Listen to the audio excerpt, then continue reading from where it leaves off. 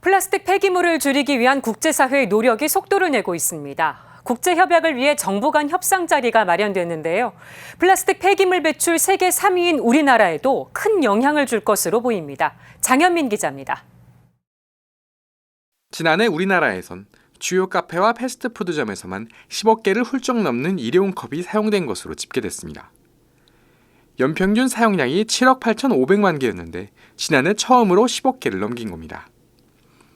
이를 포함해 한국인 한 사람이 배출하는 플라스틱 쓰레기가 세계에서 세 번째로 많다는 조사 결과도 있습니다. 급격히 늘어나는 플라스틱 폐기물을 줄이기 위해 정부는 일회용 컵 보증금제와 플라스틱 사용 규제 강화에 나섰습니다.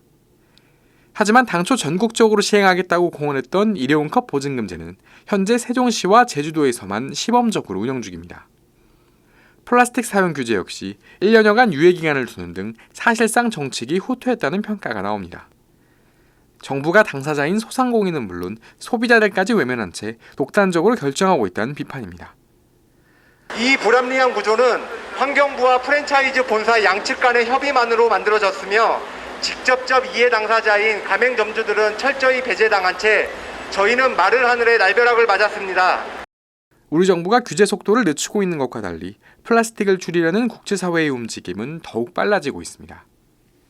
지난 2월 유엔 환경총회는 오는 2024년까지 구속력 있는 플라스틱 협약을 만들기로 합의했습니다. 플라스틱 제조 방식과 감축, 재활용을 규제하겠다는 겁니다. 최근엔 처음으로 정부 간 협상 자리가 마련되는 등 법적 구속력을 갖춘 국제규칙을 만들려는 시도가 첫 발을 떼기도 했습니다. 협약이 만들어지면 국내의 플라스틱 생산과 소비는 물론 폐기물을 처분하는 데에도 큰 변화가 있을 것으로 전망됩니다. 협약 이후엔 플라스틱 문제가 유럽의 탄소 국경세와 같은 무역 장벽이 될 수 있다는 우려 섞인 목소리도 나옵니다. 우리나라 역시 국제사회의 흐름에 맞춰 변화를 서둘러야 하는 이유입니다.